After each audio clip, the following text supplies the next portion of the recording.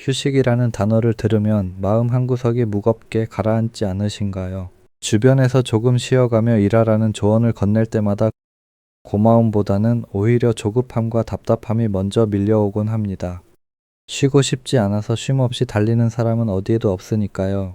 잠시라도 멈추면 영원히 뒤처질 것만 같은 공포가 엄습하고 가만히 앉아있는 시간조차 죄책감이라는 이름으로 채찍질을 해댑니다.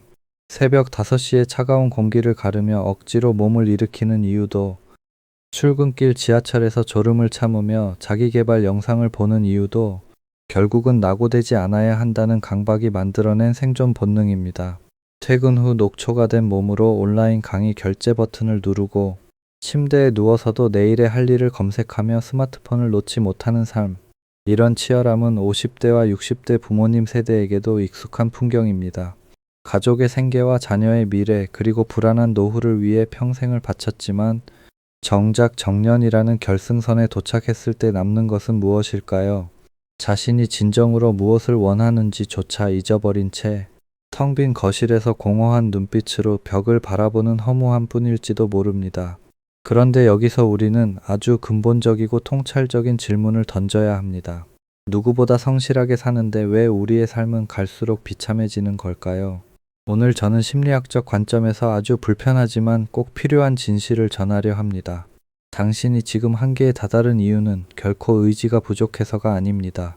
오히려 너무나 과도하게 에너지를 소진하며 살고 있기 때문입니다. 정확히 말하자면 타인의 시선과 사회적 기준이라는 엉뚱한 곳에 당신의 소중한 생명력을 전부 쏟아붓고 정작 자신을 돌볼 힘은 남겨두지 않은 것이죠. 인생이라는 긴 경주를 영리하게 운영하는 사람들은 무모하게 질주하지 않습니다. 그들은 자신의 에너지가 세상에서 가장 희귀한 자원임을 잘 알고 있으며 그 자원을 함부로 낭비하거나 타인에게 저당 잡히지 않습니다. 남들은 그들의 여유를 보며 나태하다고 손가락질할지도 모릅니다. 하지만 시간이 흐른 뒤 거센 풍파 속에서도 무너지지 않고 서 있는 쪽은 자신의 에너지가 어디로 흐르는지 정확히 통제하고 있는 그들입니다. 오늘 이 글을 통해 당신의 에너지가 새어나가는 구멍을 찾고 진정한 의미의 심리적 완충과 회복을 통해 인생의 궤도를 수정하는 법을 나누겠습니다. 내면의 동력을 되찾는 순간 당신의 밤은 비로소 평온해질 것입니다. 먼저 우리가 왜 스스로를 소진시킬 수밖에 없는지 그 기저를 살펴봅시다. 사회심리학자 에리히 프롬은 현대인의 불행이 자기 소멸에서 온다고 진단했습니다. 우리는 태어날 때부터 성공이라는 정형화된 공식에 길들여져 왔습니다. 명문대와 대기업 그리고 화려한 소비재들이 행복의 척도라고 믿으며 그 기준에 도달하기 위해 자신의 본성을 억누르고 외적 성취에 매몰됩니다. 지금 당신이 실천하고 있는 그 고단한 미라클 모닝 루틴이 정말로 당신의 영혼을 깨우는 즐거움에서 기인한 것인지 되물어 보십시오. 혹은 소셜미디어 속 누군가의 전시된 삶을 뒤쫓으려는 불안의 산물은 아닌가요? 프롬은 이를 존재가 아닌 소유에 집착하는 양식의 삶이라 명명했습니다. 남들이 가진 것을 나도 가져야만 비로소 존재 가치를 인정받는 삶은 결국 외부 환경의 작은 변화에도 맥없이 흔들릴 수밖에 없는 구조입니다. 동료의 승진 소식이나 친구의 호화로운 여행 사진 한 장에 자신의 평범한 일상이 쓰레기통에 처박히는 것 같은 참담함을 느끼는 것. 이것이 바로 당신의 정신적 에너지가 썰물처럼 빠져나가는 결정적 지점입니다. 심리학자 로이 바움아이스터의 자아 고갈 이론은 이를 과학적으로 증명합니다. 유혹을 참느라 의지력을 소모한 집단이 난제를 만났을 때 훨씬 빨리 포기하듯 우리의 뇌는 일상의 사소한 인내와 선택 속에서 이미 방전되고 맙니다. 아침부터 저녁까지 타인의 기대를 충족시키고 사회적 가면을 유지하느라 당신의 뇌는 이미 퍼즐을 포기한 실험 참가자처럼 지쳐버린 상태입니다. 이런 고갈 상태에서는 인생을 바꿀 창의적인 결단을 내릴 수 없습니다. 결국 가장 관성적이고 쉬운 선택만을 반복하게 되는 악순환에 빠지는 것이죠.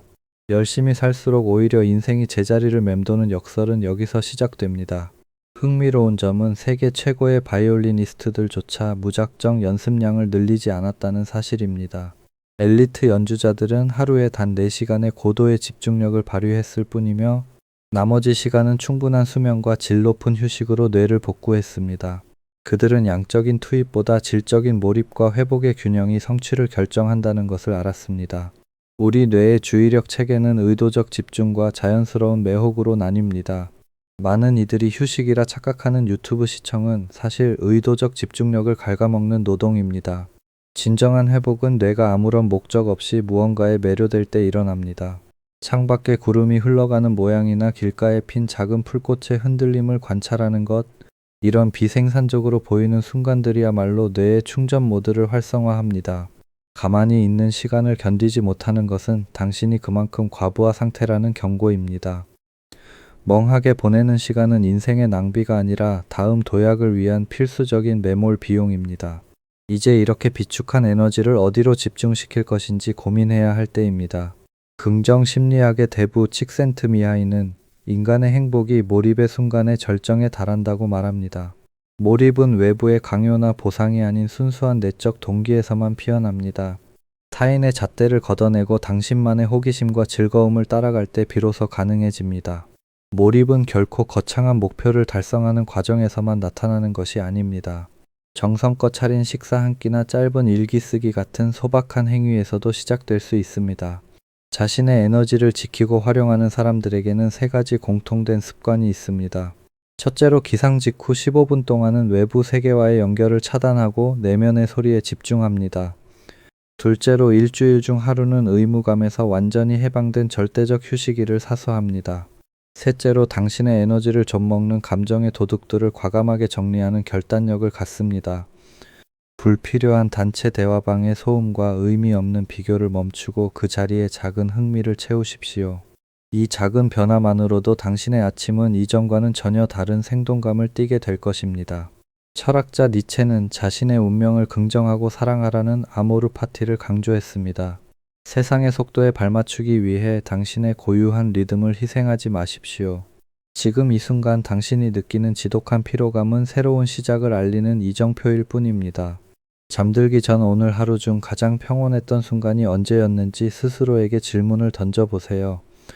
그 작은 즐거움의 실마리를 찾는 순간 당신의 인생은 진정한 의미의 풍요를 향해 움직일 것입니다. 제 영상이 마음에 드셨다면 구독, 좋아요, 공유 부탁드립니다. 응원과 시청에 감사드립니다.